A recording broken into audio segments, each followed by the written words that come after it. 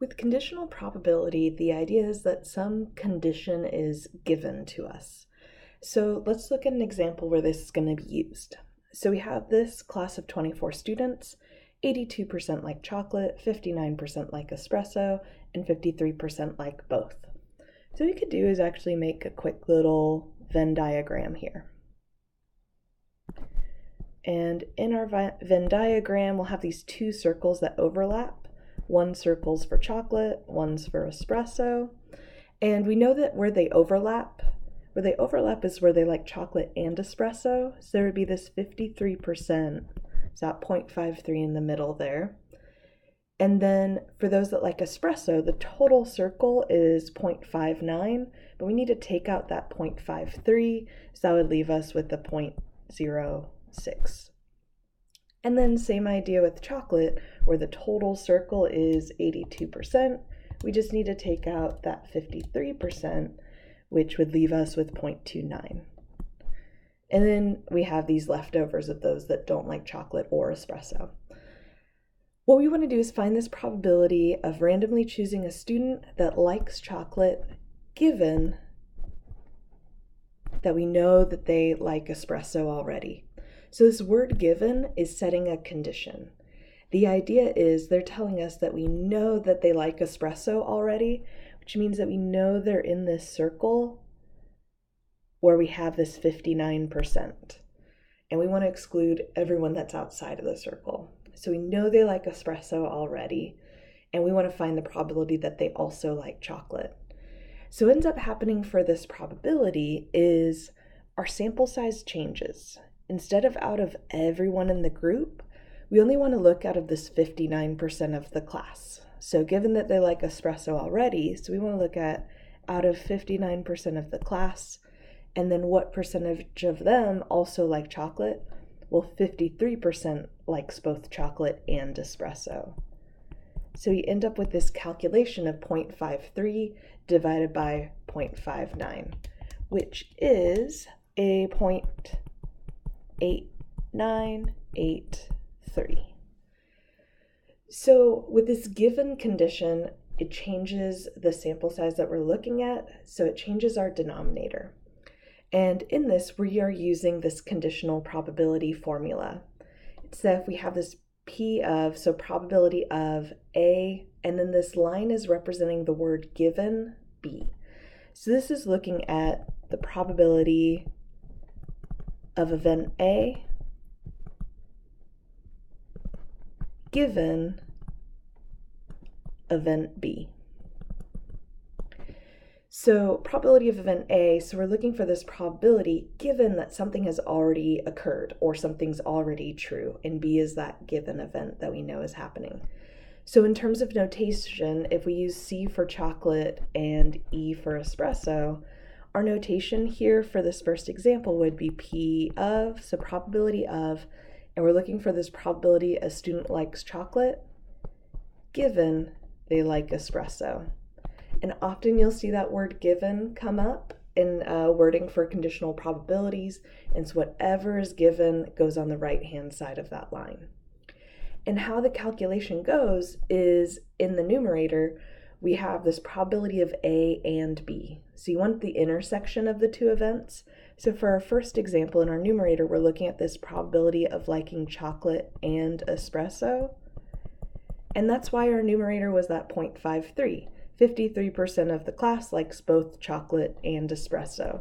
So that 53% is directly our probability of chocolate and espresso. And then for our denominator is always going to be the probability of the given event.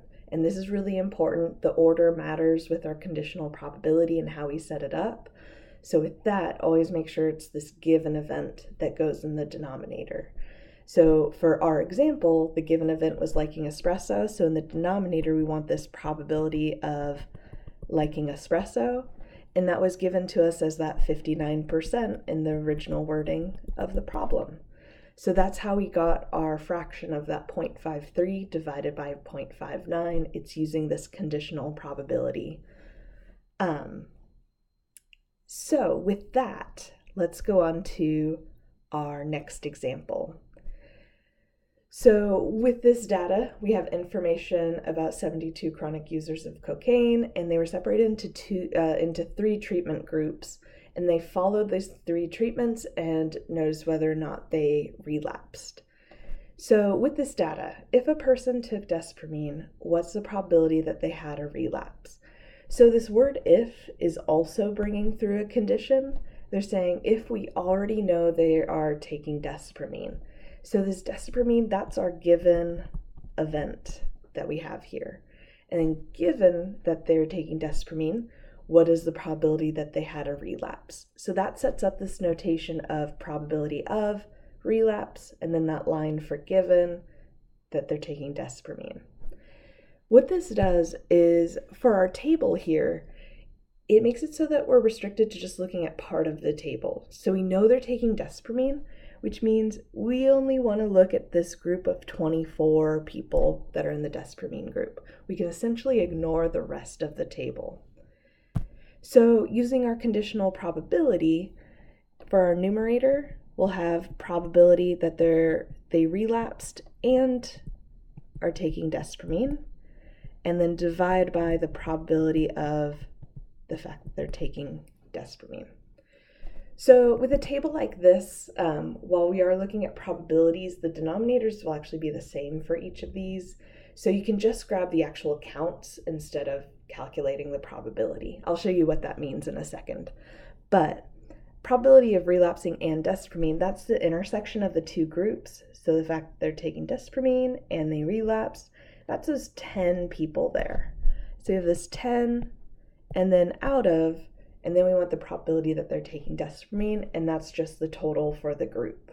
So that's where we go to the margin, and that's out of the 24. So you can just write it like this as 10 out of 24. What I was saying is that if you translate it into probabilities, it's like this is 10 out of 72, and this is 24 out of 72, so you kind of end up with fractions within fractions. However, if you have the same denominator in both places, they just cancel out with each other, so it's not necessary. So 10 out of 24, that'll give us 0.4167. So if a person took desipramine, there is a 41.67% chance of relapse, or they relapsed. So that's how we use our conditional probability there.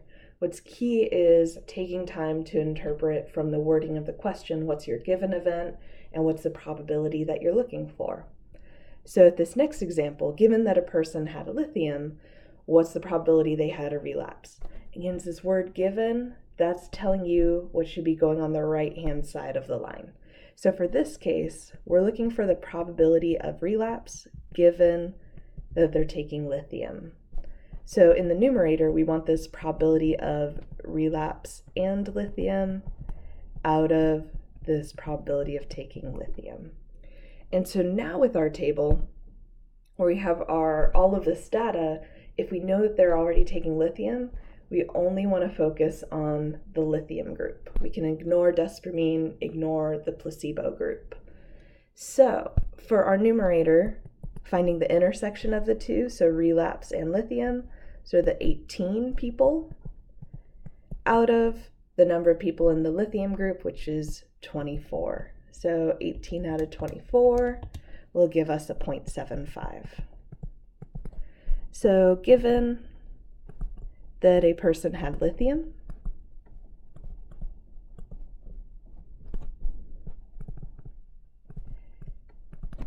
there is a 75% chance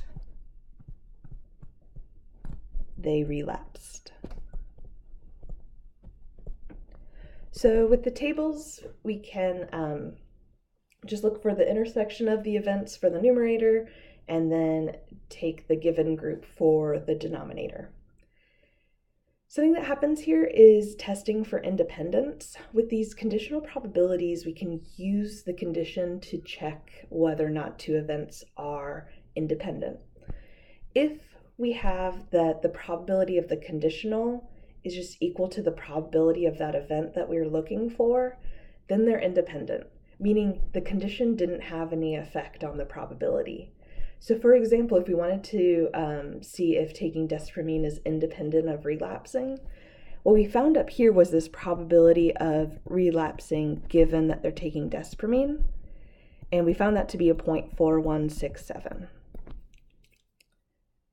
And what we want to see is if they are truly independent, then this act of taking desipramine actually doesn't change that probability of relapsing. So what we'd want to do is compare it to the probability of just relapsing, so taking that condition away. So the probability of relapsing, there's 48 people that relapsed out of the 72. So we'd use our fraction of 48 out of 72. And 48 out of 72 is a 0.6667. And these probabilities are different from each other, and that means the two events are not independent.